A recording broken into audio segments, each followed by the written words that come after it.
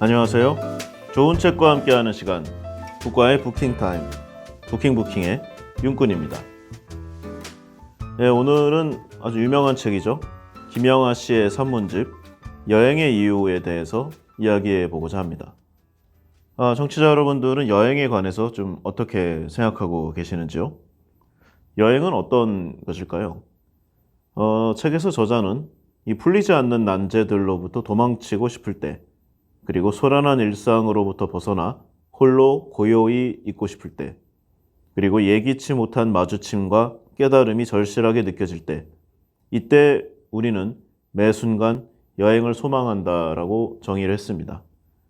또 로마에서 길을 잃다라는 책의 이제 작가 김미진 씨는 여행은 지도가 정확한지 대조하러 가는 게 아니고 지도를 접고 여기저기 헤매다 보면 차츰 길이 보이는, 그리고 어딘가를 헤매고 있는 자신의 모습을 발견하는 것. 곳곳에 숨어있는 비밀스러운 보물처럼 인생의 신비가 베일을 벗고 슬그머니 다가오는 그런 것. 어느 낯선 골목에서 문득 들려오는 낮은 음악처럼 예상치 못한 기쁨이 나를 기다리고 있는 것이라고 말했습니다. 참 멋있는 말이에요. 왜 저는 이렇게 생각지를 못했죠? 아무튼 우리는 일상에서 무언가 힘들고 답답하고 지칠 때 여행을 생각을 많이 하는데요. 뭐 많은 용기가 필요합니다. 일단은 뭐 시간을 내는 게 어렵죠. 그리고 비용 문제도 좀 있고요. 그 다음에 꼭 어떤 의미를 찾아야 되는 건 아니지만 그래도 뭔가를 담아오고자 하는 뭐 그런 열망 속에서 항상 많은 뭐 고민인지 계획인지 모를 것들을 준비를 하죠. 그래서 대부분은 여행을 목표로 하고 간 다음에, 자세히 못해서 그런지는 모르겠지만, 결국 관광을 하고 오는 케이스가 많았습니다. 여행과 관광은 어떤 차이가 있을까요? 한자로 풀이하면은요, 여행은 걷는 것이죠. 그리고 관광은 보는 것입니다. 자동차로 말하면은, 이제 여행은 운전석에서 직접 운전해서 움직이는 것이고요. 관광은 조수석에 뭐 앉아가는 것에 비견이 되겠죠.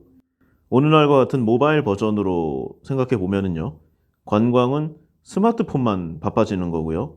여행은 마음이 달아오는 것이라고 할 수 있겠습니다. 뭐 어떤 사람은 뭐 여행은 그냥 떠나는 것이고 너무 복잡하게 생각 없이, 관광은 목적을 가지고 떠나는 것이라고도 하고요. 또 어떤 사람은 여행은 그곳의 이 가치관을 자신의 내면에 받아들이는 과정이라고도 표현하고, 또 관광은 자신의 가치관으로 여행지를 해석하는 것이라고도 했습니다. 그래서 세상을 제대로 살펴보려면 관광객이 되지 말고 여행자가 되라고 하는 뭐 그런 말이겠죠. 뭐 어떻게 정의하든 간에 이 여행과 관광의 이 공통점에 대해서만큼은 이견이 없으리라고 봅니다. 언젠가는 돌아와야 하는 것이고요. 여행을 하든 관광을 하든 간에 돌아온 후의 삶이 더 나아져 있어야 한다는 것이겠죠. 이 책 여행의 이유에서는 바로 이런 여행이라는 주제로 여러 가지 삶의 의미, 생각해 볼 것, 그리고 우리를 둘러싸고 있는 것들에 대해서 이야기해 보고 있습니다. 한번 좀 살펴볼까요? 먼저 저자 이제 김영하 씨에 관해서 얘기를 해보면은요, 아주 독특하고, 그다음에 좀 자기만의 색채가 분명히 있죠. 그리고 돌발적인 행동으로도 또 유명합니다. 이 한국 문단 역사상 처음으로 귀걸이를 달고 이 문학상 시상대에 오른 남자로 유명합니다. 그거 그깟 그 귀걸이 좀 달면 어떻다고 이게 또 문제가 되는지를 모르겠어요. 근데 이제 이 학계라는 곳, 문학계라는 곳이 아주 자유분방한 듯 하면서도 굉장히 좀 전통이라는 이 관습에 얽매여 있는 것도 분명하니까 뭐 어쨌든 파격은 파격입니다.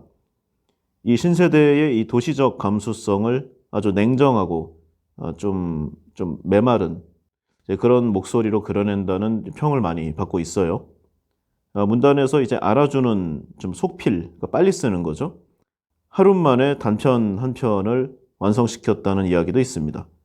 뭐 이것도 마찬가지로 이런 게 이슈가 된다는 게 또 좀 말이 안 되죠. 음악계를 보면은요, 뭐 몇 달에 걸쳐서 만든 곡도 있지만 10분 만에 뚝딱 써서 그게 공전의 히트가 된 노래도 많이 있습니다. 왜 꼭 문학은 그렇게 되지 말라는 뭐 이야기인지 잘 모르겠습니다. 이 86년도에 이 연세대에 입학을 했고요. 이 87년에 이 같은 과 동기였던 고 이한열 씨의 죽음을 목도하고 많은 사상적인 전환이 있었다고 합니다. 그래서 그 후 학생운동에 상당히 좀 깊이 관여를 했고요. 학창 시절에는 이 마르크시즘에 관심을 가지는 동시에 좀 의외입니다. ROTC 후보생이 되기도 했다고 하네요. 이 덕분에 이제 시위 가두 현장에서 이 체포되고도 이 ROTC 증명서를 보여주면서 좀 거짓말로 둘러대고 풀려나는 일이 좀 많이 있었다고 해요. 이 4학년 때는 이 동아리 연합회 간부로 활동한 적도 있었고요. 결국 ROTC는 이 전방 훈련, 입소해서 훈련해야 되는 게 있는데 거기에 최종 불참함으로써 좀 제명이 되었다고 합니다. 이 대학원에 진학한 후인 1991년에 이 컴퓨터 통신을 시작을 했고요. 이후 이제 이 김영하 씨의 인간관계는 이 컴퓨터 통신을 중심으로 상당 부분 재편이 되었다고 합니다. 지금은 추억의 이름이죠. 이 하이텔의 이제 바른 통신을 위한 모임, 이 문예분과에서 주로 활동을 했고요. 이 통신망을 통해 글을 발표하고 거기서 새로운 흥미를 좀 느끼게 되었다고 합니다. 이때부터 문예지를 탐독하고 본격적으로 글 쓰는 일에 몰두하게 되죠. 작가의 길을 걷게 되었다는 뭐 그런 스토리입니다. 저자 뭐 스스로는 어린 시절에 이제 글쓰기로 상을 받아본 적이 뭐 거의 없었다고 해요. 그래서 자기가 이 작가가 될 것이라고 생각한 적은 거의 없었다고 합니다. 그런데 이제 연세대학교 대학원에 재학 중이던 이 90년대 초에 이 PC통신 하이텔에 올린 좀 짤막한 이 꽁트들이 아주 열화와 같은 이 뜨거운 반응을 얻는 것을 보고 이때 자신의 이 작가적 재능을 조금 느꼈다고 해요. 잘하면 이걸로 밥 먹고 살 수 있겠구나 하는 좀 희망을 가졌다고 합니다. 이제 시간이 좀 흘러서요. 이제 92년에 이 김영하 씨의 글을 본 한 출판사 사장이 그런데 이제 제안을 하기는 했는데 무협지를 써달라고 했다고 합니다. 좀 생뚱맞죠? 근데 이제 뭐 초창기 때는 찬밥 더운 밥 가릴 때가 아니잖아요. 그래서 무협 학생운동 그리고 대권무림이라는 작품들을 집필하였다고 합니다. 공식적인 자리에서 잘 이야기하지는 않는다고 합니다. 그리고 93년에 이제 월간중앙에 발표한 정치소설 거대한 뿌리에서는 이 당시에 이제 김영삼 대통령이 저격을 당하는 설정을 했는데 이것 때문에 이제 청와대에서 이 그 중앙일보에 항의를 한 적도 좀 있었다고 해요. 본의 아니게 이때 약간의 유명세를 얻어서 본인은 좋아했다는 말도 있습니다. 그리고 95년에 이제 단편 거울에 대한 명상을 이제 개간지죠 리뷰에 발표를 이제 하면서 이제 작품 활동을 본격적으로 시작을 했고요. 이 이듬해인 96년에 이 장편이죠. 나는 나를 파괴할 권리가 있다로 문학동네 작가상을 수상했습니다. 1회 수상이죠. 아주 의미가 있습니다. 그리고 몇 편의 책을 더 출판하면서 점점 이제 필모를 쌓아가면서 2003년에 장편 검은 꽃을 발표하면서 이제 세간의 주목을 확실하게 받게 되었습니다. 이 근대 초기의 멕시코 이민자들의 삶을 다룬 이 소설은 출간 당시부터 굉장히 뜨거운 화제를 불러일으켰었는데요. 그해 말에 아주 많은 대중매체에서 올해의 책으로 선정이 됐고요. 이듬해에는 동인문학상 수상작으로 선정되기도 했습니다. 그러니까 2004년 한 해에 장편 검은 꽃으로 동인문학상, 단편집 오빠가 돌아왔다로 이상문학상, 그 다음에 단편 보물선으로 황순원 문학상을 좀 받게 됩니다. 그랜드 슬램이죠. 보통 이제 한 작가에게 상을 몰아주지 않는 게 이제 한국 문단의 이제 관례라고 하는데 굉장히 이례적인 사건이었고요. 이 저자 이제 김영하라는 이름을 학계 및 이 대중적인 좀 브랜딩으로 확실히 자리매김한 이제 그런 뜻깊은 한 해였다고 합니다. 2006년에는 이제 갑자기 귀환 명령을 받은 이 난파간첩의 하루를 그린 장편 빛의 제국. 그리고 2007년에는 20대 젊은이들의 삶을 다룬 장편 퀴즈쇼를 연이어 발표하게 됩니다. 그리고 2012년에 옥수수와 나라는 작품으로 36회 이상 문학상을 또 수상하게 되죠. 그 다음에 결국 이제 저는 이제 이 작품으로 김영하 씨를 처음 접했는데 살인자의 기억법, 이제 2013년 소설이죠. 그 국내 처음으로 이제 낭독회 방식의 북콘서트를 이 작품으로 시작을 했다고 해요. 여러 가지 좀 시도를 많이 하는 작가임에는 좀 분명합니다. 그 다음에 이제 트릴로지에 좀 꽂혔나 봐요. 이 세 편을 연달아서 이제 시리즈로 구성하는 내용들이죠. 그래서 보다, 말하다, 읽다.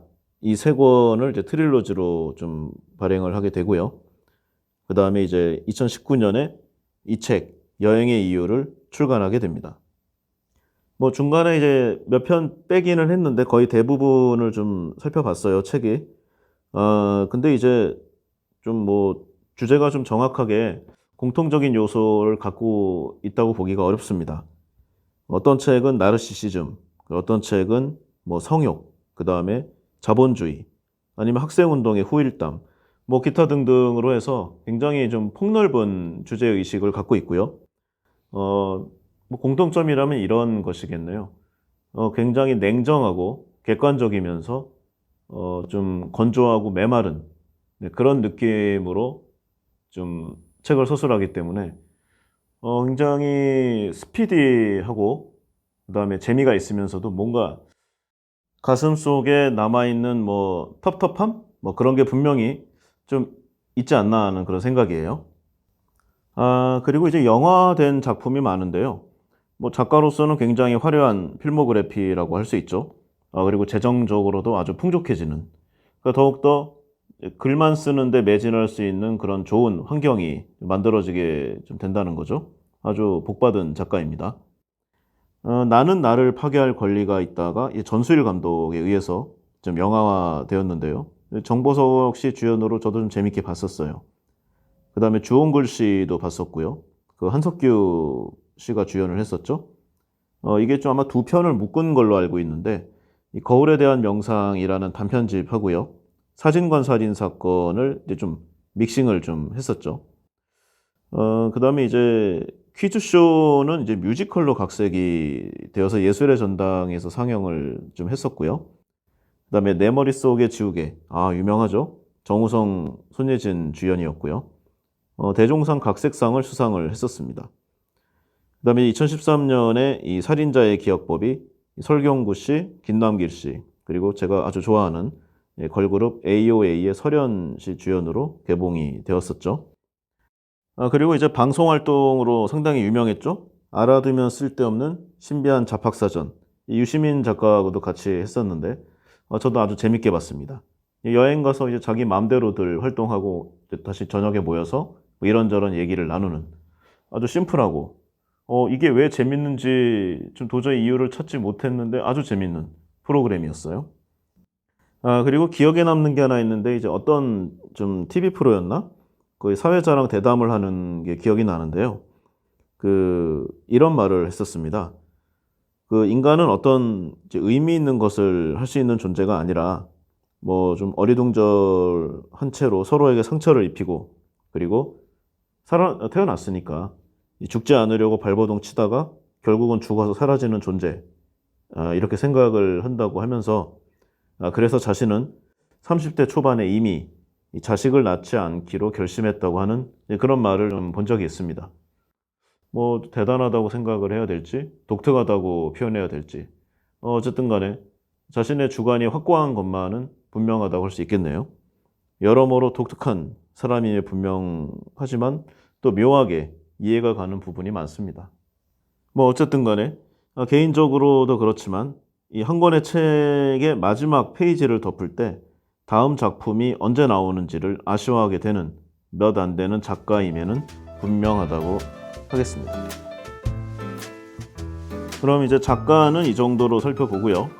이 책에 관해서 좀 보면은 이제 좀 여행의 감각을 일깨우는 좀 매혹적인 이야기라고 표현할 수 있습니다. 이 여행의 이유요.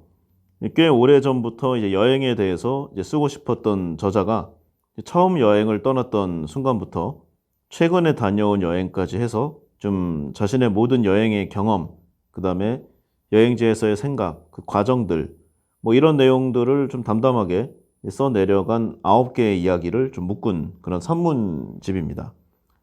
이 지나온 삶에서 이 글쓰기와 여행을 좀 가장 많이 그리고 좀 열심히 해왔다는 이 저자는 여행이 자신에게 무엇이었는지, 도대체 무엇이었기에 그렇게 꾸준히 다녔던 것인지, 그리고 나를 비롯한 여러 인간들은 왜 여행을 하는지, 뭐 이런 내용들을 계속 스스로에게 질문을 던졌고요. 결국 여행의 이유를 찾아가면서 그 답을 알아가고자 합니다. 처음에 이제 집필을 위해서 이제 중국 체류 계획을 세우고 중국으로 떠났는데요. 책의 초입부에 입국을 거부당하고 추방당했던 이 일화로 시작을 하는데, 뭐 좀 이야기 사이에 뭐 공통점은 뭐 이렇게 좀 바로 보이진 않아요.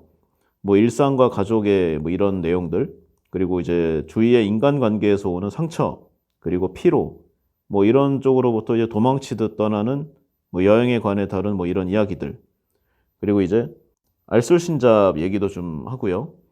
그다음에 이제 독특한 여행에 대한 글, 뭐 이런 내용들을 통해서 이제 매 순간 여행을 소망하는 이 여행자들의 삶, 여행의 의미, 뭐 그런 것들에 대해서 전반적으로 살펴보는 책이라고 할 수 있겠습니다. 이 보통 여행에 관한 책이라고 하면은 어디에 여행을 가서 거기서 뭐 이러이러한 경험을 겪었다. 사실 뭐 이런 내용들이 대부분이잖아요. 근데 이 김영하 씨의 여행의 이유에서는 뭐 그런 내용들보다는 뭐 없는 건 아니지만 여행을 중심으로 해서 좀 인간과 이제 글 쓰는 거, 그 다음에 타인과 뭐 나의 관계, 삶의 의미, 뭐 이런 게 이제 점차 모이고 쌓이고 합쳐져서 좀 주제가 확장되어가는 정신적 사유? 네, 하여튼 뭐 그런 사유의 여행에 가까운 책이라고 좀 생각이 됩니다. 이 과거에 대한 후회와 이 미래에 대한 불안, 그리고 우리의 현재를 위협하는 뭐 여러 어두운 내용들, 사는 게 좀 고달프잖아요, 누구나. 이제 그런 부분들에서 벗어날 수 있기 때문에 여행을 좋아한다고 이제 고백을 많이 하고요. 그 다음에 이제 이미 지나가 버린 과거와 아직 오지 않은 미래로부터 끌어내서 현재로 데려다 놓는 이런 여행이라는 이 내용이 주는, 사람에게 주는 이런 의미.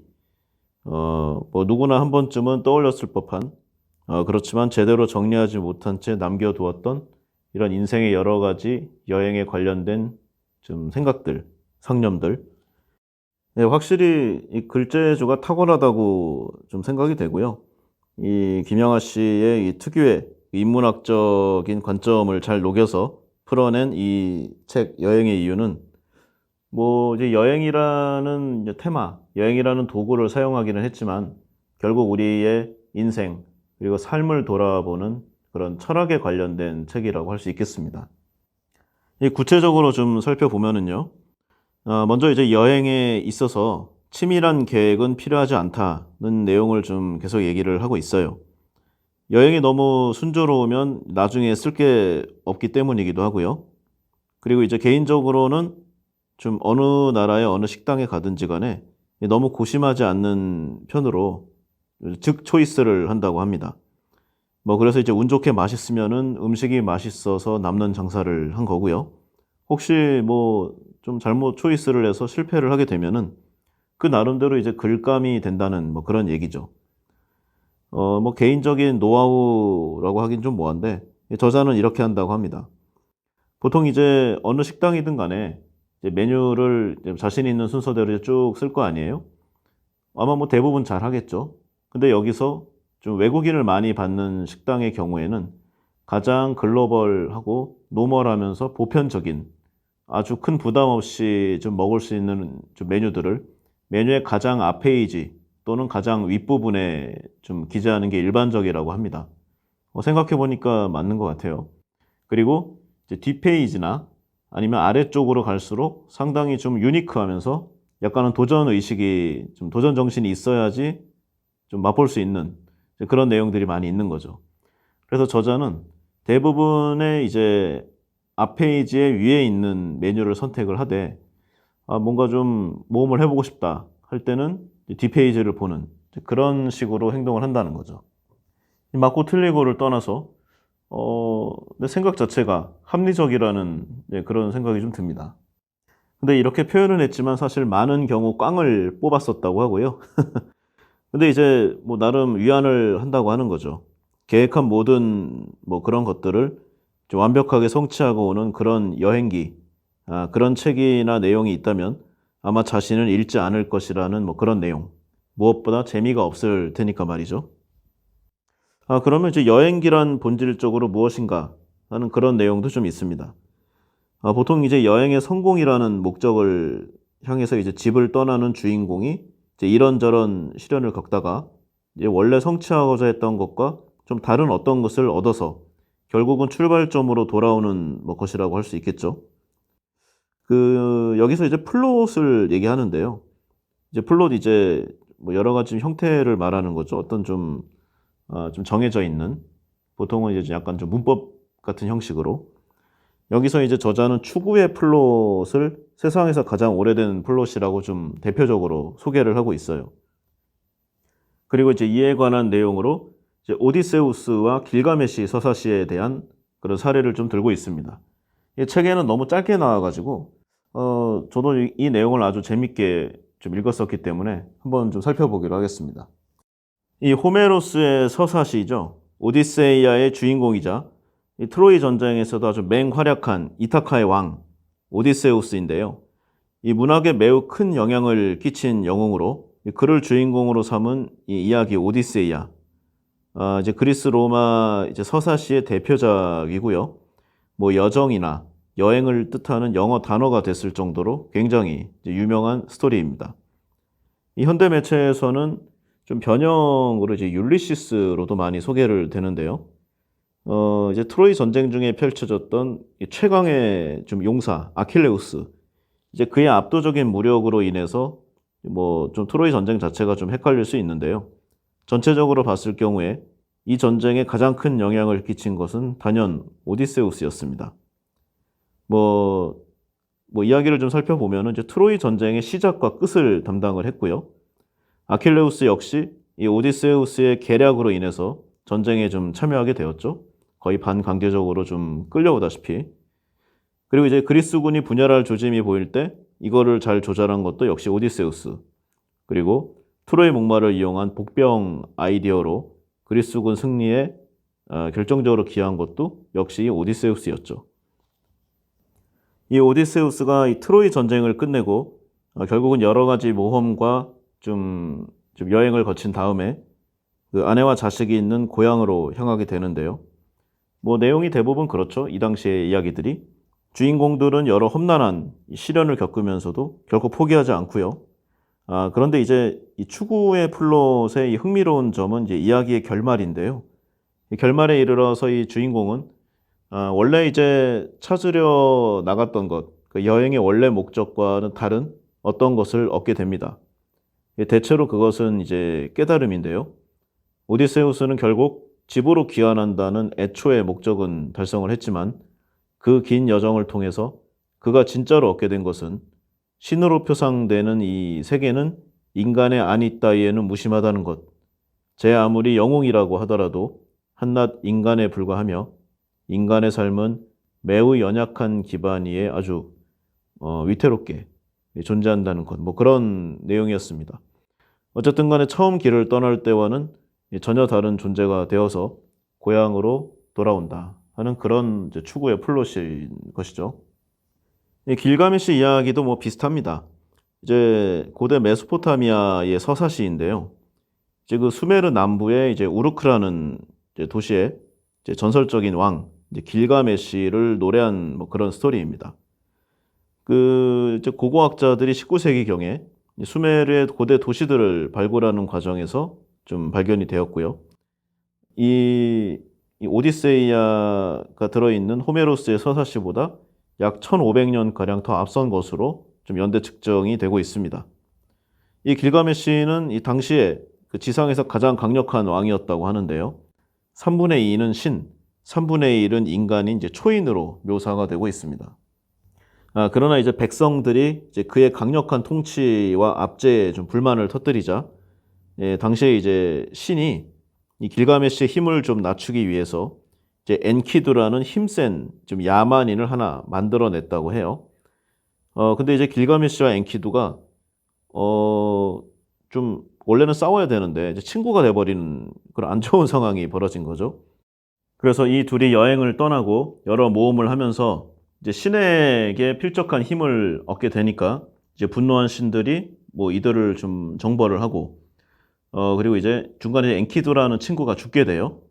이 친구의 죽음으로 충격을 이제 받게 된 이 길가메시가 영생에 영원히 살게 되는 비밀을 듣기 위해서 죽지 않는 유일한 인간 우트나피시탐이라는 사람과 이제 그의 아내를 찾아 이제 여행을 떠나게 되는데요. 이 과정을 또 노래한 이 부분이 좀 상당히 깁니다. 그래서 영원히 살 수 있는 기회를 2번 얻지만 모두 실패하고 돌아오게 되는 이제 그런 과정들. 상당히 좀 종교적인 이야기고요. 뭐 좀 이집트 신화하고 좀 비슷합니다. 그래서 사후 세계에 관한 내용들, 그다음에 이제 인간의 유한한 생명과 이제 뭐 부활, 그다음에 이제 신에 대한 은총, 그다음에 동물 혼에 대한 묘사, 뭐 이런 부분들을 얘기하고 있는데 제가 학창 시절 때 이제 숙제로 받아서 어쩔 수 없이 읽은 거지 사실 그렇게 뭐 재밌다고 생각되진 않아요. 그러나 다만 이 여행의 이유에서 그 이제 추구의 플롯으로 나온 여러 가지 이야기들 그런 내용과는 상당히 좀 잘 맞는다고 생각이 됩니다. 이 부분에 대한 이야기가 좀 길었는데요. 그러니까 이런 거죠. 꼭 전설적인 이야기에서만 나오는 게 아니라 우리가 여행을 갈 때를 생각을 해 보면은요. 이제 여행의 성공이라는 성공의 의미를 잘 모르겠지만 이 목표를 이루기 위해서 우리는 이제 열심히 이제 준비를 합니다. 여행지에 관한 정보를 알아보고 숙소를 예약하죠. 그리고 이동 수단도 검토합니다. 이 앞선 서사시들에서 나온 이 추구의 플롯에서 이야기하는 내용들, 이 주인공이 결말에 이르러서 처음과는 다른 어떤 뜻밖의 사실을 알게 되고 그것을 통해 깨달음을 얻는 것. 뭐 우리도 좀 비슷합니다. 여행을 준비하는 단계에서 이 뜻밖의 사실이나 이 예상치 못한 뭐 실패들, 뭐 좌절감, 그리고 좀 계획과 많이 틀려지는 엉뚱한 결과, 뭐 이런 걸 의도하는 사람은 아마 거의 없을 거예요. 뭐 대부분 좀 정해진 일정이 무사히 그리고 잘 진행되기를 바라면서 또 뭐 치안의 불안한 부분도 있으니까 안전하게 귀환하기를 좀 원하죠. 적어도 표면적으로는 말입니다. 그런데 우리는 사실 어떤 특별한 뭔가를 좀 원해서 여행을 가는 부분이 커요. 여행을 통해서 좀 뜻밖의 사실을 알게 되고 뭐 그런 싶기도 하고요. 그다음에 이제 자신과 세계에 대한 좀 어떤 깨달음을 얻게 되는 것. 이제 그런 순간을 경험하고 싶은 게 사실 진짜 여행의 목적인 게 좀 맞다는 거죠.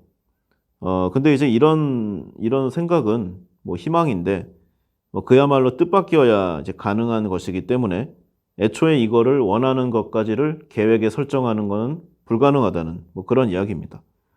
뒤통수를 얻어맞을 것 같은 이런 각성, 이런 깨달음의 때는 대부분 예상치 못한 순간에 찾아온다는 뭐 그런 내용이죠. 이 뭐 독자들이 대부분 이 추구의 플롯을 따르는 뭐 소설이나 영화, 여행기를 이렇게 긴 시간 동안 읽어오고 좋아해 왔던 뭐 그런 이유가 사실은 이 자신의 인생을 바로 이 플롯에 따라 사고하기 때문일 것이라고 이 저자는 이야기하는데요. 뭐 우리 인생에도 언제나 좀 목표들이 있었습니다. 좋은 학교에 가고 그다음에 뭐 잘생기고 멋지고 품성까지 좋은 상대를 만나서 결혼하고 크고 화려한 집을 소유하고 뭐 자식을 낳고 뭐 가족을 잘 꾸리고 뭐 그런 외면적인 목표들이죠. 이거를 달성하기를 원치 않는 사람은 거의 없는데 대부분 달성하는 사람도 거의 없습니다. 사람은 언제나 자기 능력보다 더 높이 희망을 하고요. 희망했던 것보다 못한 성취에도 뭐 어느 정도는 만족하고 뭐 그 어떤 결과에서도 뭐 결국 뭔가를 배우는 그런 존재라는 뭐 그런 이야기를 하고 있죠. 설령 우리가 원하는 것을 얻지 못하고 예상치 못한 뭐 실패와 시련, 이 좌절을 겪는다고 해도 우리가 그 안에서 그 과정, 얼마든지 기쁨을 찾아내고 행복을 누리고 깊은 깨달음을 얻을 수 있다는 그런 인생의 여행에 관한 이야기를 이 책은 하고 있습니다. 그리고 다음으로 이제 좀 이런 내용도 좀 얘기를 하고 있어요. 여행을 통해서 뭔가 소중한 것을 얻어 돌아와야 한다는 이런 강박관념, 뭐 이런 부분인데요. 사실 예전에는 불과 몇십 년 전이죠. 대한민국은 여행을 자유롭게 하기가 좀 어려운 나라였습니다. 경제적인 사정도 있었고, 이제 정치 외교적인 부분도 좀 문제가 있었죠. 안전에 대한 부분도 컸고요.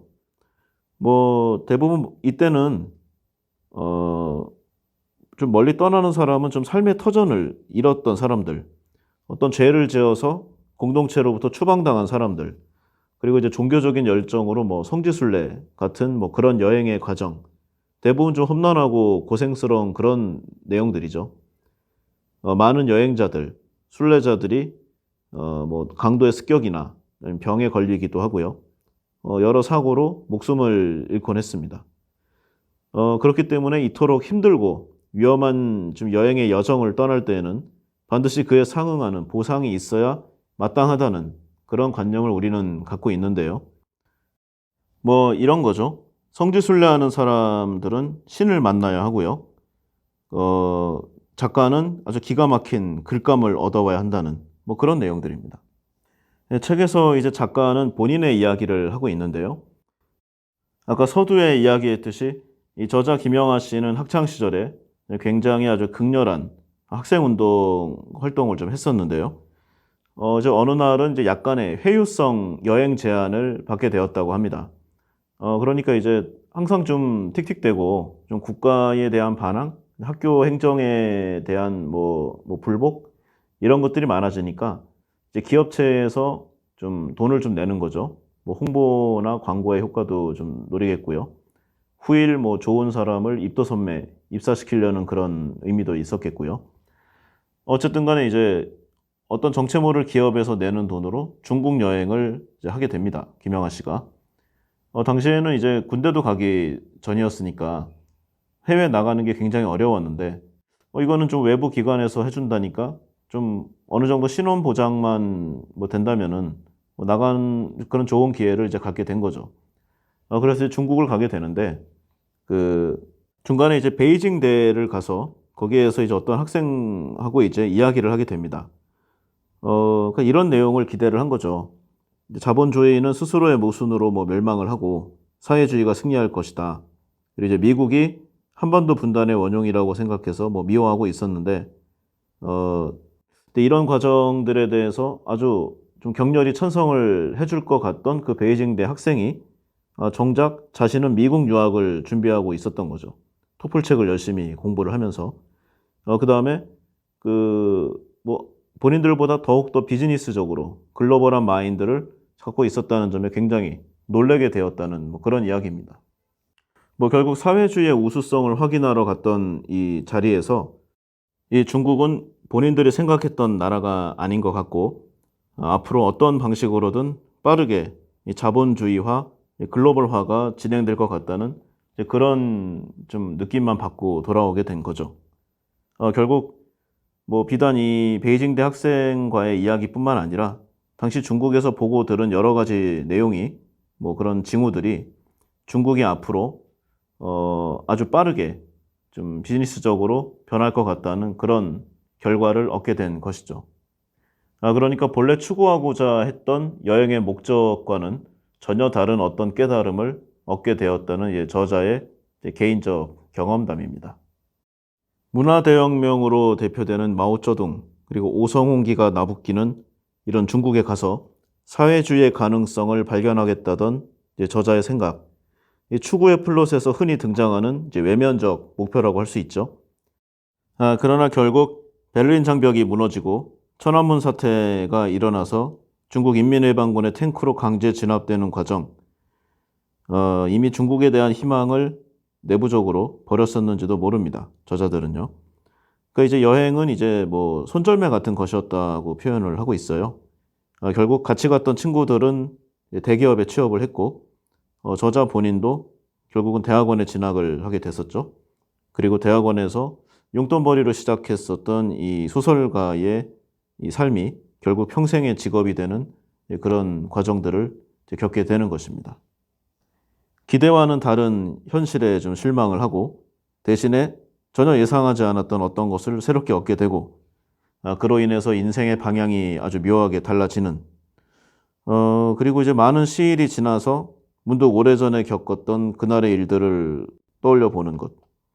자신이 어떤 사람인지 조금 더 알게 되는 것. 어, 인생에 있어서 여행은 언제나 그런 것으로 저자에게 다가온다고 이제 표현하고 있습니다. 원래 강하게 생각하고 열망하고 있던 것과 현실의 불일치에서 일어나는 이러한 것들. 대표적으로 파리증후군이란 게 있죠. 이 파리증후군이란 이제 다른 문화에 대한 적응 장애를 표현하는 말인데요. 대표적으로 문화 충격의 하나라고 할 수 있죠. 이제 프랑스를 이제 유행의 발신지라는 이미지로 동경을 하는 좀 일본인들, 좀 현재 관습이나 문화 등에 잘 적응하지 못해서 정신적 균형 감각이 좀 붕괴되고 우울증에 가까운 뭐 여러 증상을 보이는 이런 상태를 가리키는 정신의학적 용어입니다. 이 증상이 나타나는 사람의 대부분은 좀 주로 이제 잘 사는 가정에서 자란 20, 30대의 일본인 여성이 많다고 하는데요. 대부분은 이제 소설이나 영화 등에 의해서 만들어진 파리의 이미지에 영향을 받아서 뭐 파리에서 패션, 여행, 그리고 이제 미디어 등의 일을 하기를 원하는 뭐 그런 이제 유학, 워킹홀리데이를 위해서 프랑스로 넘어가는 이제 경우가 많은데요.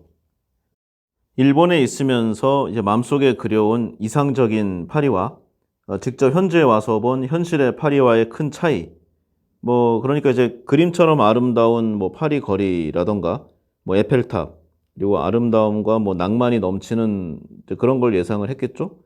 그런데 현실의 파리의 지저분한 뭐 거리 상황들, 뭐 말똥이 굴러다니고 뭐 아주 쓰레기들이 넘쳐나는 이런 상황에 처하게 되면 굉장히 당혹감을 이제 느끼게 되는데요. 그리고 이제 추가로 파리에서 이제 원하던 일을 찾지 못하게 되거나 뭐 프랑스어를 제대로 배우지 못하니까 삶에서 여러 가지 방향으로 좀 치이게 되는 그리고 프랑스인들의 굉장히 겉 이미지는 자유로울 것 같은데 상당히 또 배타적인 그런 상황들을 몇 번 겪게 되면은 정신적인 이제 아노미 현상이 일어난다는 거죠. 그 2000년대 초반에 개봉됐던 그 영화 아멜리에가 이제 좀 많은 영향을 끼쳤다고 하는데요. 자갈 포장 거리가 굉장히 아름답게 묘사돼 있죠. 그 다음에 이제 굉장히 미인으로 표현되는 프랑스 여성들, 높은 문화적 감수성, 그리고 루브르 박물관의 아주 고품격 미술품 등, 뭐 대단히 낭만적인 환상을 갖고 파리를 이제 찾았던 그들은 결국 현실의 충격을 맛보게 되는데요. 콧대 높은 이 프랑스인들의 아시아인종 무시, 그리고 소매치기, 길거리 노숙자가 넘쳐나죠. 거기다가 골목마다 있는 매춘부, 뭐 이런 상황들을 이제 맞이하게 되면은 이제 상당히 혼란을 겪을 수 있다는 거죠.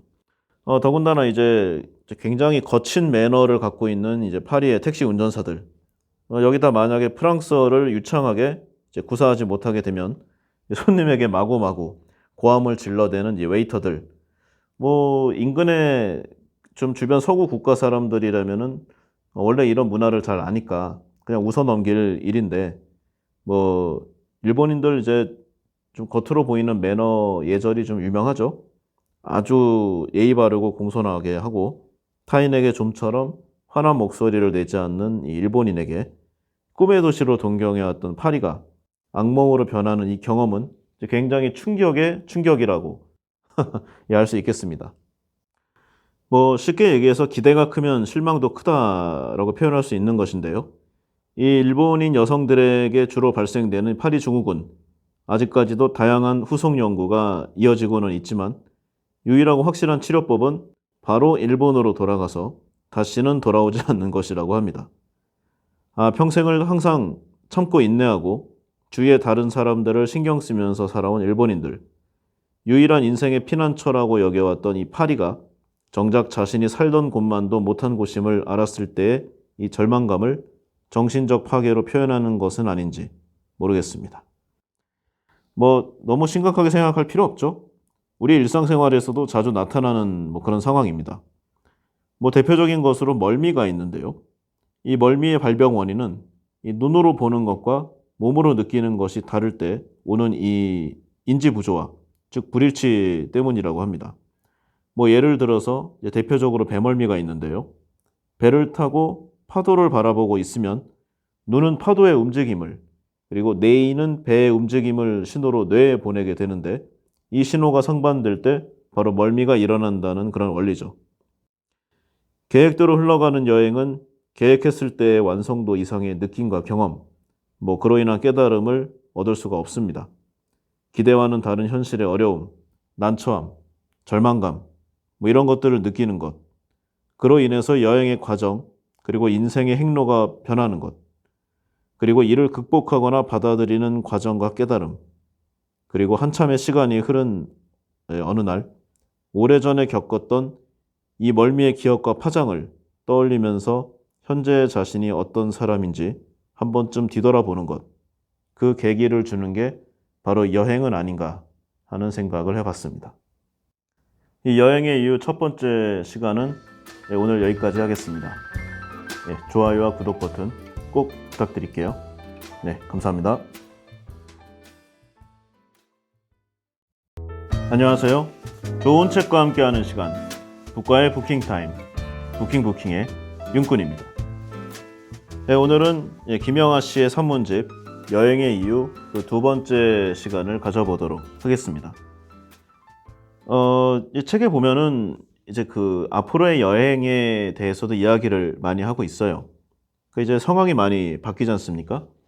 세월이 많이 지나고 이에 관련된 미디어라든가 매체들, 그 다음에 여러 가지 좀 시설들, 상황이 바뀌는데 우리 인간들의 여행 방식은 변하지 않는다. 여기에 대해서 좀 여러 가지 이야기를 하고 있어요. 그러니까 이런 거죠.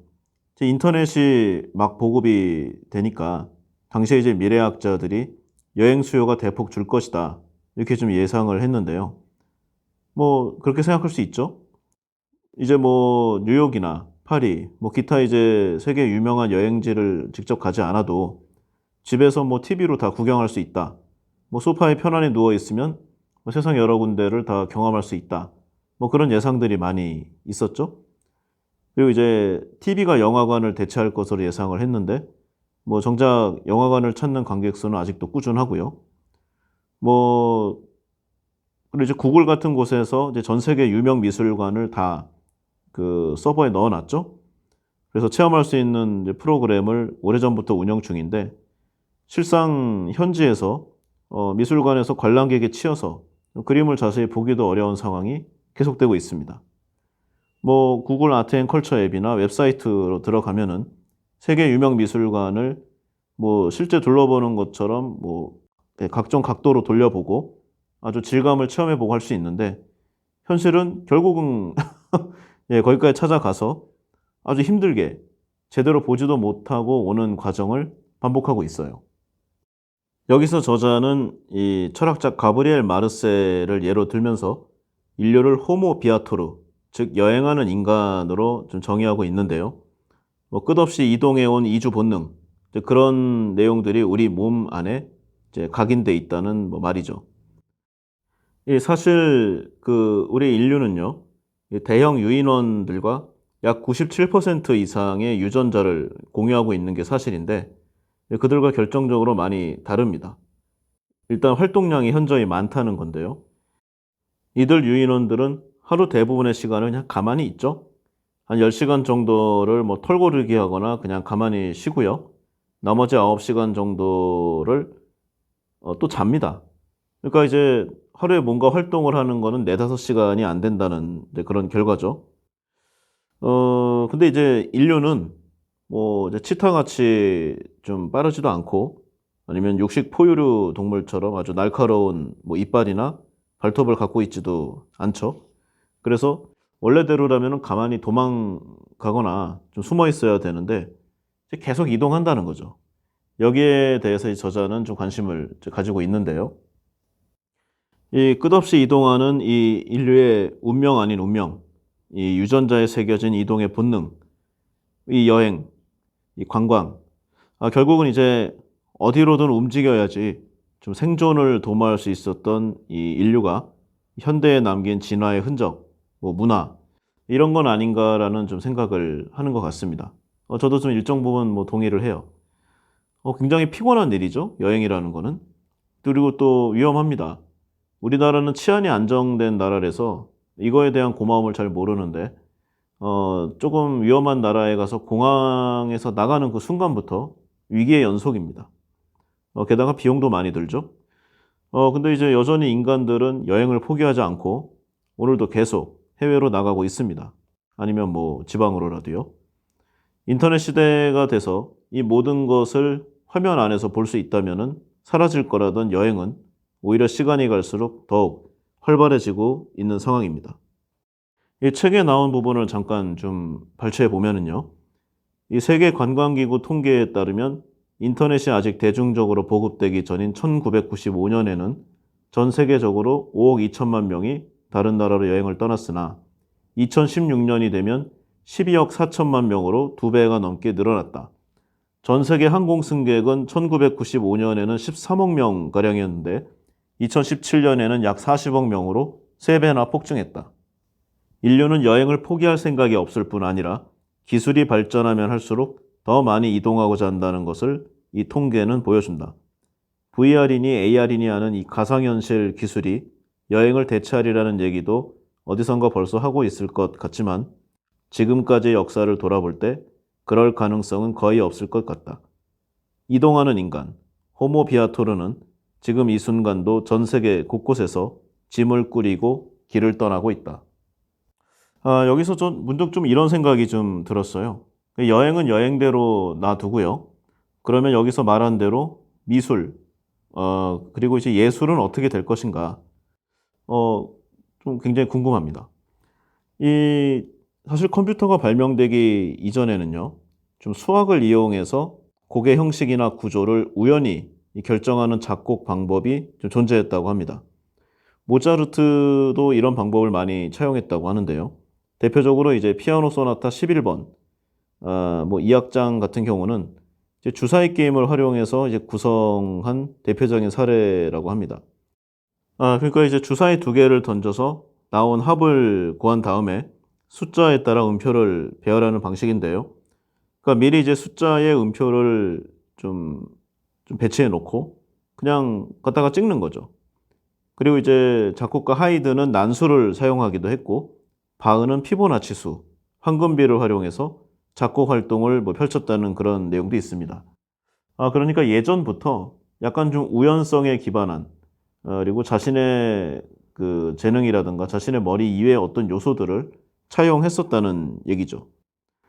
그게 이제 오늘날 인공지능으로 이제 상당 부분 발전을 한 것인데요. 이 예술은 이제 사실상 이미 양적으로는 상대가 안 됩니다. 뭐 어떤 사람이 이제 컴퓨터에 대고, 그러니까 AI에 대고 어떤 느낌이나 감상을 이야기해요. 그러면 이 AI는 30초 이내에 어떤 새로운 음악을 이제 만들어서 들려줍니다. 그리고 이제 좀 더 발전시켜서 특정 느낌과 음률을 이제 몇만 곡 이상을 학습을 시키면은요, 이 비슷한 곡을 한 시간에 또 몇만 곡씩 만들어낸다고 합니다. 만약에 제가 작곡가라면은요, 뭐 굳이 제가 처음부터 끝까지 다 작곡을 하지 않고, 이 AI가 만든 멜로디 중에 괜찮은 멜로디를 뽑아서 약간의 수정 및 편곡, 그리고 내 곡으로 만들면, 아주 간편한 방법 아닐까요? 그리고, 제가 이렇게 한 거를 누가 알겠습니까? 그래서 저는 좀, 컴퓨터가 보급된 이후로는 좀 많은 좀 의심을 좀 하고 있는 편이에요. 또 몇 개의 곡을 합하고 분할하고 임팩트를 넣어서 카피 앤 리메이크로 앨범 한 장도 뭐 뚝딱 만들 수 있을 것 같아요. 뭐 음악만 그럴까요? 2018년 10월에 인공지능 AI 화가인 이 오비우스, 이제 이름도 있습니다. 이 오비우스가 그린 에드몽드 벨람이라는 이름의 회화 작품이 이 미국 뉴욕의 크리스티 경매장에서 43만 2천 달러, 자그마치 한화 5억 정도에 이제 낙찰이 돼서 큰 화제가 된 적이 있습니다. 또 이제 2019년 3월에는요, 소더비 경매장에서 이 마리오 클링게만이라는 AI 화가의 메모리즈 오브 패서파이라는 이 디지털 미디어 아트 작품 약 6천만 원에 낙찰이 되었다고 합니다. 이 세계 각국에서는 점점 AI 창작물에 대해 관심이 높아지고 있는 상황인데요. 이 미술 작품 역시 막 수천, 수만 점 이상의 작품을 데이터화해서 머신러닝, 딥러닝으로 학습을 시키면은요. 뭐 AI는 이제 그와 비슷한 느낌을 바로 상당히 여러 작품을 제작할 수 있지 않을까요? 뭐 제작이라고 하지만 사실은 픽셀과 화면의 조화이겠지만 그리고 이제 이에 발맞춰서요. 미술 작품의 이 원본과 모조품을 가려내는 AI도 나오고 있는 추세라고 합니다. 그러니까 이제 AI가 그리고 작곡한 작품을 AI가 평가, 심사하고 그 진위를 가리는 시대가 온 것이죠. 인간은 과연 이 프로세스에서 어떤 역할을 할 수 있는지의 의문, 그리고 가슴 서늘한 생각이 드는 것이 사실입니다. 이러한 시대의 앞으로의 이 미술, 음악, 예술에 대한 여행은 과연 어떤 과정과 의미를 가지는 것이 될지 참으로 궁금하기 짝이 없습니다. 그리고 이제 다음 내용으로 이제 여행과는 조금 다른데요. 뭐 중간에 여행에 관한 내용이 있긴 있으니까 이제 인간을 인간으로 대접받게 하는 것에 대한 좀 고찰을 하고 있습니다. 뭐 조선시대 백정이나 20세기 초의 나치치하 유대인, 그리고 1960년대 이전의 미국 남부의 흑인들, 이들은 인간이 아니었죠. 당시에 사람을 사람으로 만드는 그 무엇, 즉 성원권이 없었기 때문이라고 하는데요.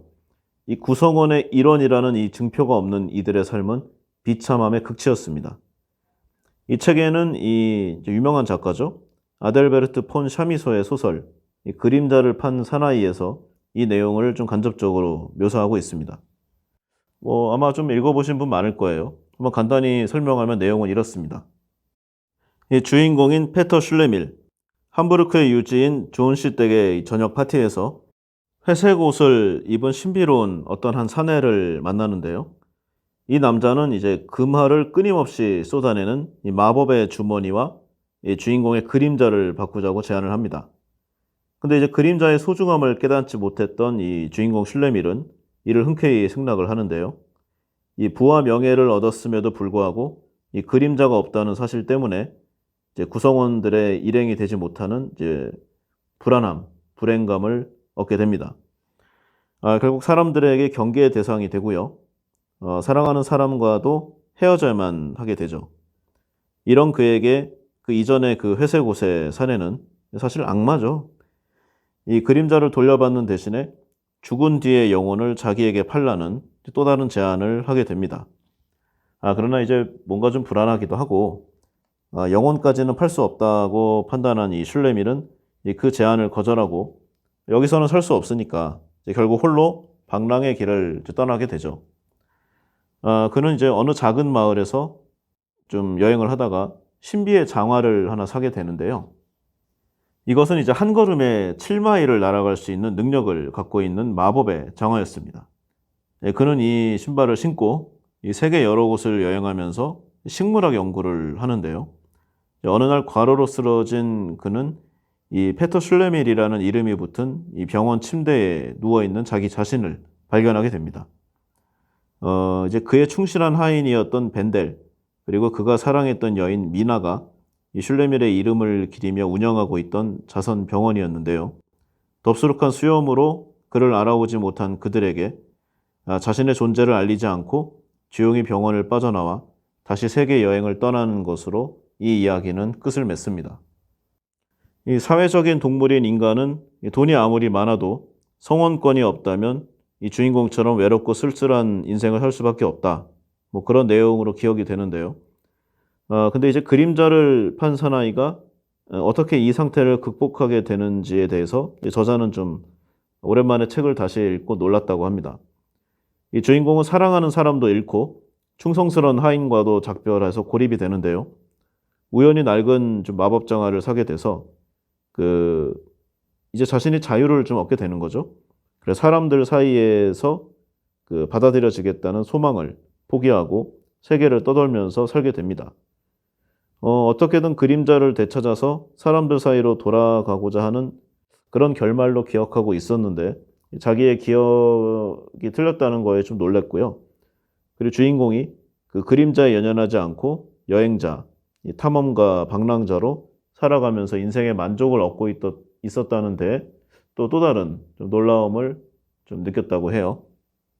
뭐 이 이야기는 좀 이런 식으로 좀 의미 부여를 할 수 있겠죠. 만약 사회 안에서 사람들과 함께 살아가야 한다면 사람을 그 구성원인 사람으로 만드는 것, 즉 그림자라는 뭐 이 요소가 절대적으로 필요한데요.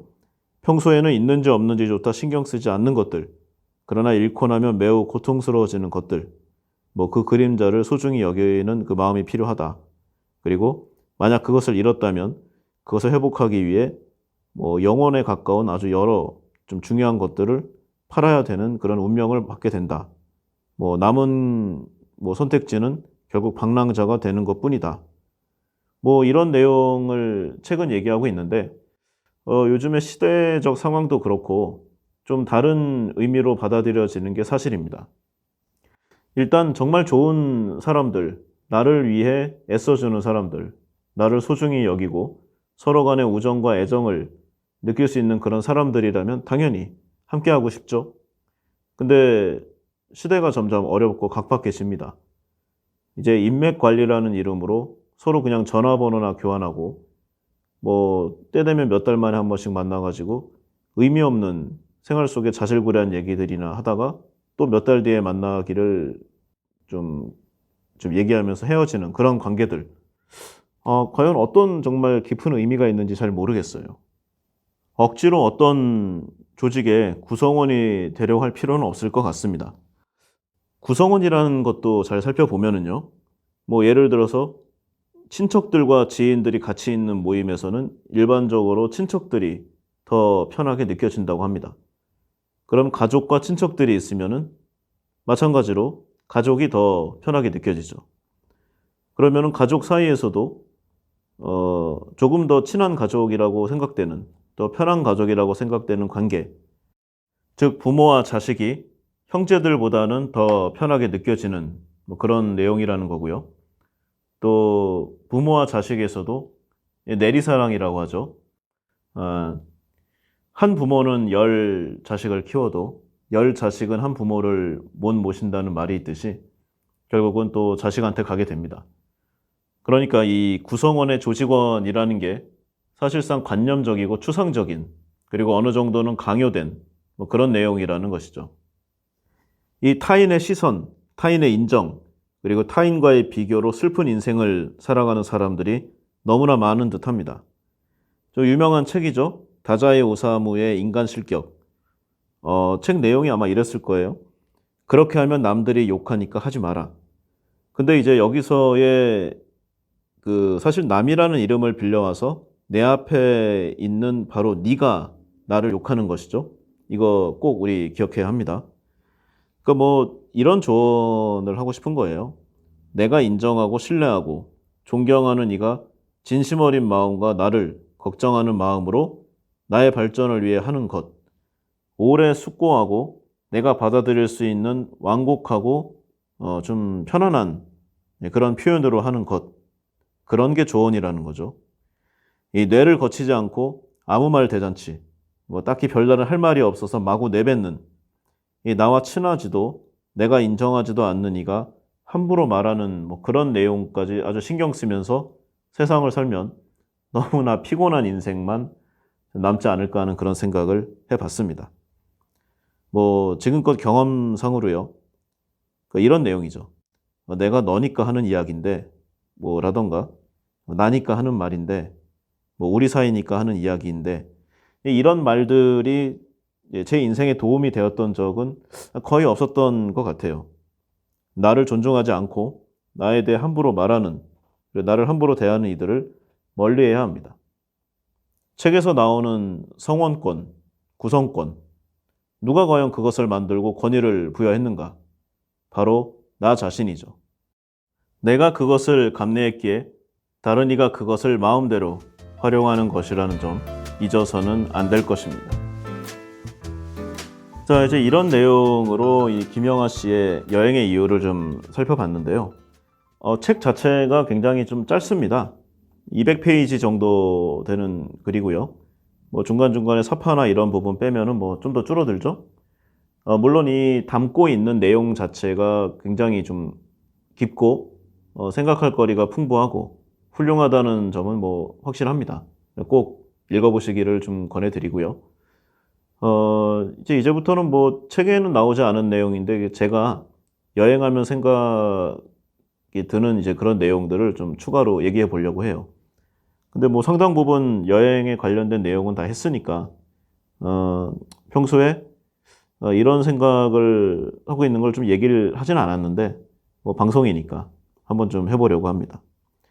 제 인생에 있어서의 여러 여행이 있는데 저는 좀 마지막 여행을 좀 이야기해 보려고 해요. 지난 이제 2016년하고 2018년에 이제 스위스에서 이제 안락사, 그러니까 이제 의료기관의 조력에 의한 자살이죠. 이것으로 이제 삶을 스스로 마감한 한국인들이 이제 기록이 됐습니다. 이 한국인이 해외에서 이제 공식적으로 안락사로 생을 마감한 것은 이제 이때가 처음이라고 하는데요. 이 비영리 단체인 디그니타스, 이 한 한국 신문과의 인터뷰에서 2016년에 한 명, 2018년에 한 명, 총 이 두 명이 공식적으로 이 기관에서 스스로 생을 마감했다고 밝혔습니다. 인터뷰를 한 것이죠. 이 조력 자살은 이제 우리나라는 당연히 불법이지만 뭐 해외도 대부분은 불법이고요. 회복 가능성이 없는 이 말기 환자의 고통을 덜어주고자 시행하는 뭐 그런 요소가 큽니다. 이 뭐 몇몇 나라 중에 이 스위스는 2006년 연방 법원의 판결을 통해서 이 안락사를 법적으로 허용을 했고요.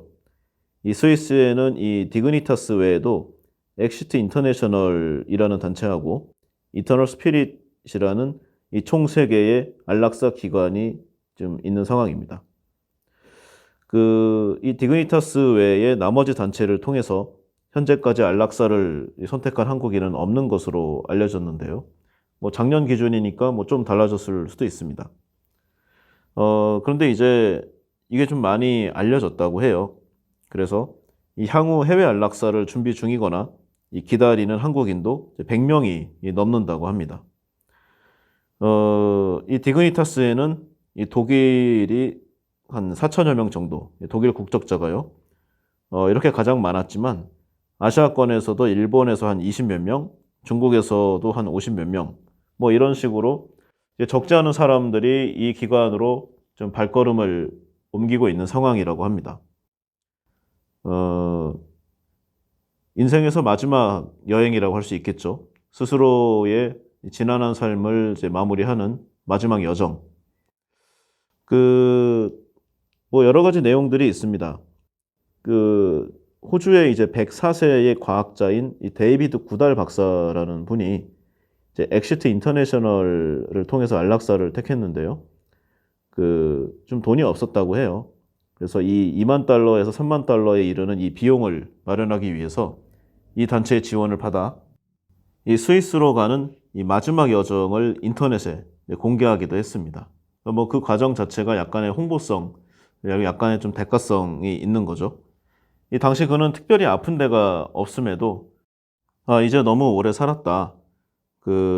존엄한 죽음을 맞겠다고 하며 공개적으로 안락사를 이제 선택하게 되죠. 이 안락사를 선택할 때는 이 건강한 상태에서, 물론 정신적인 부분이 더 큰데요. 스스로 결정을 내렸다는 이 증명이 있어야 한다고 합니다. 그리고 이후 다른 사람의 도움을 받아서 이 경찰관이 입회한 상태 하에 약물, 주사를 주입하는 방식으로 이루어지죠. 이 안락사를 허용하지 않는 한국은 2018년부터 이제 존엄사법을 좀 부분적으로 시행하고 있는데요. 연명의료를 좀 유보하거나 중단한 환자가 이미 1년 만에 3만 명 이상이 달했다고 합니다. 이 연명의료라고 하면은요, 임종 과정의 환자에게 심폐소생술, 인공호흡기 착용, 혈액투석, 뭐 항암제 투여, 뭐 기타 이 치료 효과 없이 좀 단순 생명의 과정만을 연장하는 좀 의학적인 시술을 말하는데요. 이 유보라고 하면은 연명의료를 처음부터 시행하지 않는 것을 말하고 이 중단은 시행하고 있던 연명의료를 이제 그만두는 것입니다. 제 개인적인 사례들인데요. 이 병원에서 생이 얼마 남지 않은 이런 경우 병원이 환자에게 어떻게 하는지를 저는 좀 많은 케이스로 봐왔습니다. 연명 치료를 빙자해서 비싼 약품, 뭐 보험 적용이 되지 않는 경우도 많고요. 각종 특진 및 이런 좀 고가의 좀 내용들을 많이 적용을 시켰습니다. 그리고 이제 모험성이 있는 비싼 치료, 그리고 마지막까지 치료인지 돈벌이인지 모를 여러 가지 좀 의학적인 것 같은 치료를 하다가 결국 사망하게 되면 장례식장으로 보내 마지막까지 쥐어짜죠. 표현이 좀 과하다고 생각할 수 있지만 제 주변은 다들 병원에서 이런 경우를 겪었습니다. 저 역시 마찬가지고요.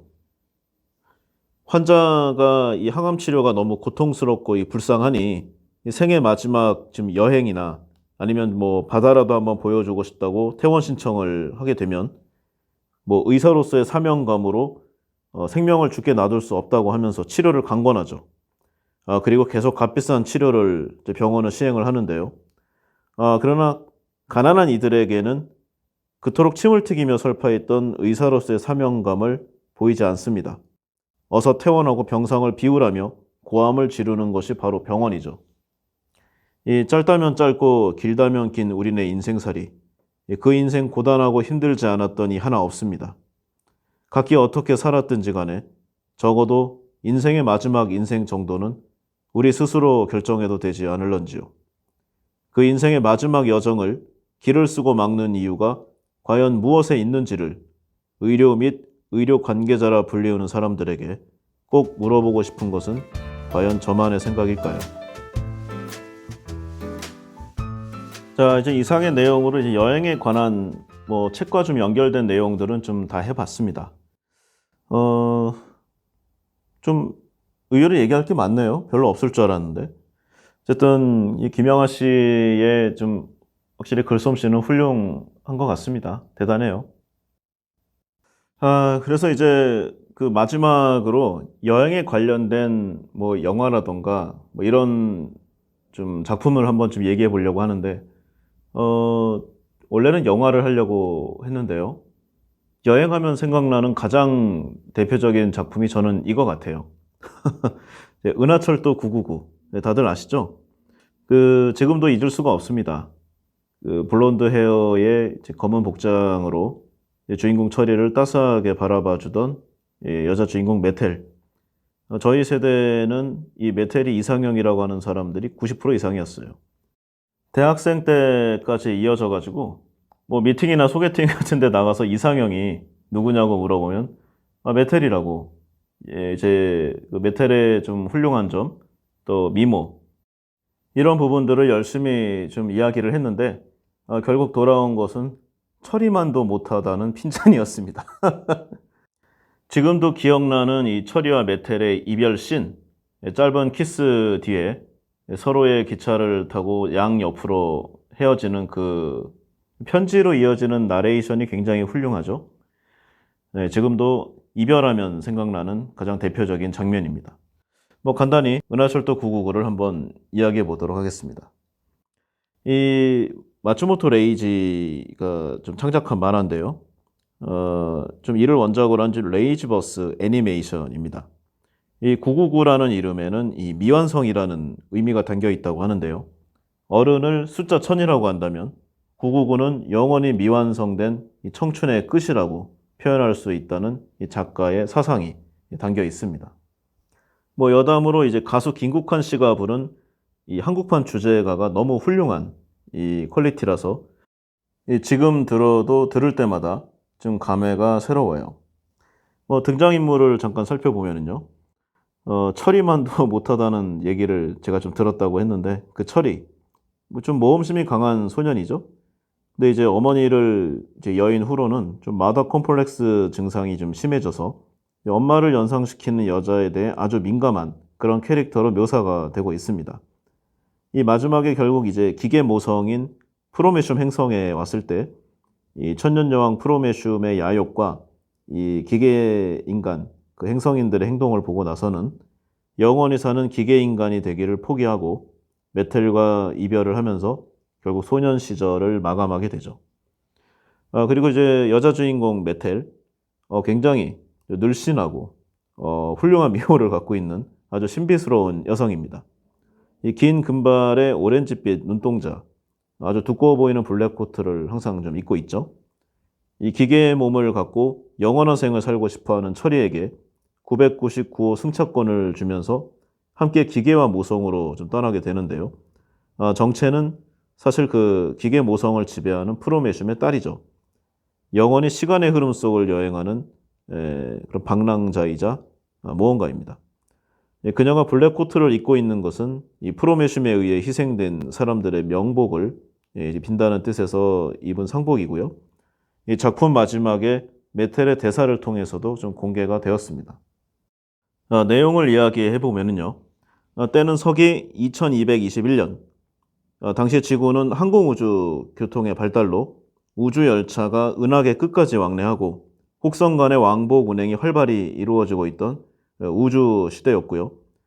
지구 안에서는 최첨단 미래 도시인 메갈로폴리스가 형성되어서 우주에 부유한 사람들이 기계의 몸체로 전환하여 영원한 생명을 누림과 동시에 쾌적하고 안락한 도시 생활을 보내고 있는 그런 상황이었습니다. 그러나 이제 부가 있으면 빈자가 있는 법인데요. 그와는 반대로 아직 기계화로 전환되지 못한 이 보통 육신의 가난한 사람들, 이 도시 외곽에 허름하고 어두운 빈민촌으로 쫓겨나서 기계와 인간들의 온갖 천대와 박해를 받으며 힘들게 살아가고 있는 그런 상황입니다. 이제 그러던 어느 날 메갈로폴리스에서 출발한다는 은하철도 999를 타면 기계화로 전환하지 않은 보통 사람들을 무료로 기계 몸으로 개조해 준다는 그런 소문이 돌게 되는데요. 이 내용을 들은 이 가난한 사람들은 이제 자신들도 기계화 인간이 되어 마음껏 메갈로폴리스를 자유롭게 누빌 수 있다는 그런 희망으로 은하철도의 출발지인 메갈로폴리스를 주시하게 됩니다. 이 이야기에 희망을 품고 어머니와 함께 메갈로폴리스로 가고 있는 이 철이 이 눈 내리는 하늘에서 은하열차가 메갈로폴리스로 향하는 모습을 이제 보게 됩니다. 근데 이게 함정이었는데요. 바로 이때 이 눈보라 속에서 인간 사냥을 한다는 이 기계 백작 일당이 나타나서 이 철이 일행을 노렸고 결국 철이의 어머니는 저격당해서 사망하게 됩니다. 이 철이는 이제 어머니가 쓰러지자 눈물을 흘리면서 기계 몸을 개조해 준다는 별로 함께 가야 된다고 했지만 이 철이 어머니는 철이에게 유품격인 목걸이를 건네주고 결국 세상을 떠나고 맙니다. 그리고 자신의 어머니 시신까지 가져가는 이 기계 인간들을 보면서 복수를 다짐하게 되죠. 이 어머니를 여의고 홀로 남은 철이는 이 눈발 속에서 정처 없이 떠돌아다니다가 신비스러운 금발 미녀인 메텔에 의해 구조가 되고 그녀로부터 함께 동행한다는 조건으로 은하철도의 무임승차권을 받게 됩니다. 몇 건의 우여곡절 끝에 결국 이 두 사람은 9995를 타게 되고요. 멀고도 기나긴 우주여행을 통해 여러 가지 경험을 쌓게 됩니다. 이 여행 과정에서 이제 굉장히 많은 이제 별의 좀 이야기들을 담고 있는데요. 한 가지 행성에서 한 가지 에피소드들이 이어집니다. 이 와중에서 주인공 철이는 슬프고 노엽고 분노하고 그리고 깨닫고 즐거움까지 느끼는 여러 가지 희노애락을 좀 겪으면서 이제 성장을 하게 되는데요. 이 은하철도 999가 7세 미만의 아이들을 타겟으로 했음에도 불구하고 어른들까지 그 유저로 매니아로 좀 만들게 된 데에는 이런 철학적인 성찰이 큰 영향을 줬다고 할 수 있겠습니다. 여러 여행의 과정 끝에 마침내 철이와 메텔은 이 기나긴 그 우주여행을 마무리 짓고 오랜 갈망을 해왔던 기계모성, 이 프로메슘 행성에 도착하게 되는데요. 이때 이제 그 철이는 묘한 의심을 갖게 됩니다. 왜냐하면은 영원한 생명을 갖게 된 기계 인간들이 연달아서 9층 건물에서 투신 자살로 인생을 마무리하고 있는 광경을 보게 되는 것이죠. 그리고 이제 그 죽어가는 한 기계 인간을 통해서 이 자신의 그 동료였던 메텔이 이 여왕 프로메슘의 외동딸이라는 놀라운 사실을 듣게 됩니다. 중간에 여러 오해 과정들이 이어지는데요. 그러나 이제 그 자신을 비롯한 이 우주 행성의 여러 어려운 형편의 소년들을 리더로 삼아서 우주 세계를 기계화한다는 이 프로메슘의 의도를 듣게 되자 그 아무리 유한하고 짧은 인생이라 하더라도 육신을 가진 보통 인간으로 살아가겠다며 결국 기계 인간이 되는 것을 포기하기로 결정하게 됩니다. 그리고 메텔에 대한 오해도 풀게 되죠. 그리고 처리와 메텔의 활약으로 이 천년 기계 여왕 프로메슘은 결국 용광로의 용암에 쓰러져서 역사 속에 사라져 버리게 됩니다. 그 별의 핵심이었던 이 여왕이 죽게 되자 행성이 붕괴 조짐을 보이게 되는데요. 이 미처 대피하지 못한 이 기계 인간들의 좀 당황스러운 모습을 보면서 이 처리와 메텔은 위기에 처하면 보통 욕심을 가진 자신들이 더 강해 보인다는 것을 느끼게 되고 새로운 결심으로 다시 999호에 오르게 됩니다. 그 이후 이제 그 처리는 메텔과의 지속되는 여행을 기대하는데요. 이 메텔은 이제 처리에게 이별을 알리는 편지를 주고 자신은 다른 소년과 함께 다른 기차에 승차하여 처리와의 이별을 고하게 됩니다. 처리 역시 메텔과의 이별을 고하면서 소년 시절을 마감하게 되죠.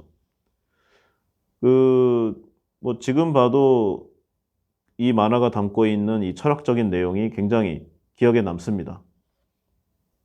저 나이대의 소년이 가질 수 있는 우정, 의리, 사랑, 모험, 뭐 기타 등등의 모든 면을 참 잘 표현을 했고요. 그 각 에피소드들에서 그 내용들을 잘 연결시키고 한번 좀 생각해 보게 하는 그런 이야기들로 가득합니다. 이 은하철도 999에서 이 여주인공 메텔이 가지는 의미는 이제 좀 세 가지로 압축이 되는데요. 일단 좀 은하철도의 여정 자체는 이제 인생 그리고 가치관을 상징을 하겠죠. 여기서 이제 메텔은 그 올바른 여정을 보내도록 키워주는 어머니의 역할, 그리고 여정을 함께하는 연인, 그리고 마지막에 그 메텔의 대사에서 나오는 것처럼 우리네 인생에서 청춘의 환상, 환영이기도 할 것입니다. 이 남성이 젊은 시절에 갖는 이상형의 여성, 특히 자신보다 성숙한 여성을 향한 동경의 의미도 함축하고 있겠죠. 그 원작 만화에서는 이 어머니로서의 면과 이 연인으로서의 면이 동시에 나타나는데요. 하지만 이 TV판의 애니메이션에서는 연인으로서의 역할이 거의 좀 삭제되고 어머니라던가 보호자로서의 역할이 좀 더 강하게 나오는데 이것은 메텔이 좀 오이디푸스 컴플렉스적인 의미를 내포하고 있기 때문이라고도 합니다. 우리네 인생에서 현재는 어떤 의미를 가지고 있을까요? 우리는 현재 인생에서 어떤 지점을 지나가고 있을까요? 인생을 무언가를 찾는 여행의 연속, 여정이라고 한다면 아마도 그것은 현재에 있지 않을까라는 생각을 많이 해봅니다. 우리는 어려서부터 미래를 대비해서 오늘을 노력하고 인내하고 참고 깎아나가면서 살아야 한다는 가치관과 교육을 주입받아 왔는데요. 지금껏 그런 인생을 살아서 행복했던 기억이 별로 없었습니다. 그러나 제 스스로의 생각과 가치관으로 세상을 살게 되면서부터는 어느 정도는 행복의 일부분 정도는 느낄 수 있게 된 것 같아요. 결국 자신의 인생에서의 여행의 이유는 스스로가 찾아야 하는 것이 정답인 듯 합니다. 예, 오늘은 여기까지 하겠습니다. 좋아요와 구독 버튼 꼭 눌러주세요. 네, 감사합니다.